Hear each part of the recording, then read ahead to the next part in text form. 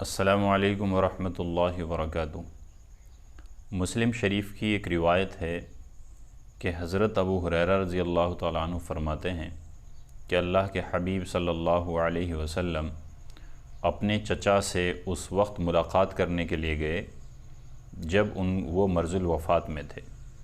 یعنی آپ صلی اللہ علیہ وسلم نے اپنے چچا ابو طالب سے اس وقت ملاقات کی جب ان کا موت کا وقت قریب تھا۔ تو آپ صلی اللہ علیہ وسلم نے اس وقت ان کو ایمان کی اور کلمے کی دعوت دی اور یہ کہا، اے چچا جان، لا الہ الا اللہ محمد الرسول اللہ کہہ لیجئے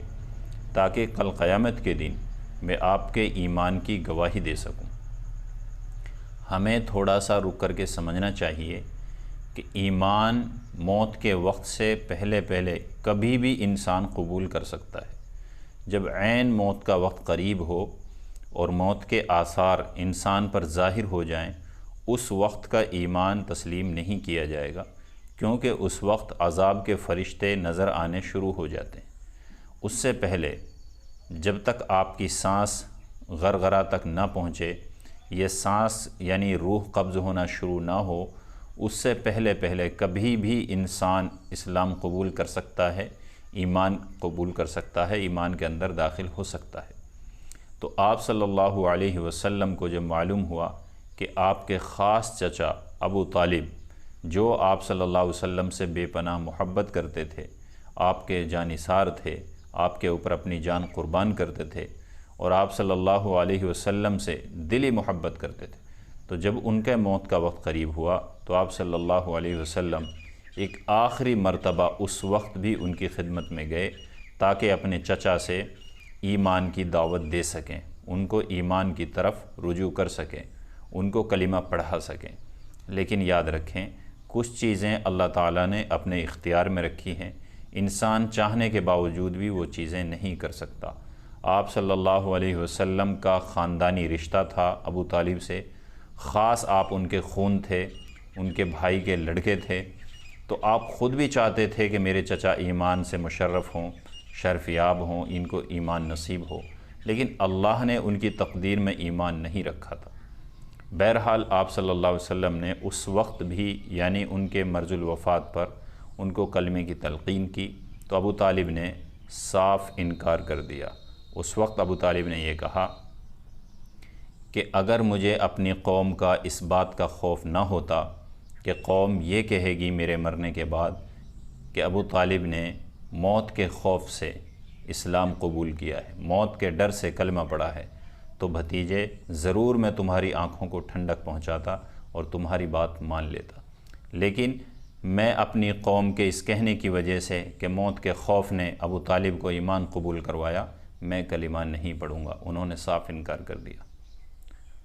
اس کے بعد قرآن شریف کی ایک آیت نازل ہوتی ہے، اِنَّكَ لَا تَهْدِي مَنْ أَحْبَبْتَ وَلَكِنَّ اللَّهَ يَهْدِي مَنْ يَشَاءُ۔ اس آیت شریفہ کا ترجمہ ہے، اے نبی جی، بے شک آپ جس کو چاہیں ہدایت نہیں دے سکتے، آپ جس کو چاہیں ایمان نہیں دے سکتے، بلکہ اللہ جس کو چاہتا ہے ہدایت دے دیتے ہیں۔ اللہ جس کو چاہتے ہیں ہدایت دے دیتے ہیں، ایمان دے دیتے ہیں۔ اس سے ہمیں صاف پتہ چلتا ہے کہ اگر اللہ نے ہمیں ایمان دیا ہے تو یقیناً یہ ایک بہت بڑی نعمت اور بہت قیمتی چیز ہے، کیونکہ اگر یہ کسی بندے کے یا نبی کے اختیار میں ہوتا تو ضرور بضرور آپ صلی اللہ علیہ وسلم اپنے چچا کو موت کے وقت یا اس سے پہلے کلمے پڑھا کر کے ایمان میں داخل کر لیتے، لیکن یہ اس کے اختیار میں نہیں ہے، نہ کسی ولی کے اختیار میں ہے، نہ کسی نبی کے اختیار میں ہے۔ یہ تو اللہ کی شان ہے، اللہ کی رحمت کریمی ہے کہ اللہ جس کو چاہے ایمان سے نوازیں، ہدایت سے نوازیں۔ تو ہم سب بڑے خوش نصیب ہیں کہ اللہ پاک نے ہم کو ایمان کی نعمت دی، ایمان کی دولت دی۔ ہم کو چاہیے کہ اپنے ایمان کی حفاظت کریں، اس کو بچا کر کے رکھیں، موت تک کے لیے اپنے ایمان کو بچائیں اور اس کی محنتیں کریں، کیونکہ جب انسان ایمان کی محنت چھوڑ دیتا ہے تو اس کا ایمان کمزور ہو جاتا ہے، کپڑے کی طرح میلا کچیلا اور پرانا ہو جاتا ہے۔ اب اگر وہ عبادت کرتا ہے، ذکر و تلاوت کرتا ہے، گناہوں سے معافی مانگتا ہے تو وہ صاف شفاف اور ستھرا ہو جاتا ہے، یعنی اس کا ایمان بڑھنے لگتا ہے۔ اور اگر وہ اپنے گناہوں سے توبہ نہیں کرتا، عبادات سے بھاگتا رہتا ہے، تو اس کا ایمان کمزور ہو جاتا ہے، کمزور ہو جاتا ہے، یہاں تک کہ نہ اسے مسجد لے کے جا سکتا ہے، نہ اس کے قبر میں اس کے ساتھ جا سکتا ہے۔ اتنا کمزور ہو جاتا ہے کہ خطرہ ہے کہ اس کا ایمان پر خاتمہ بھی نہ ہو۔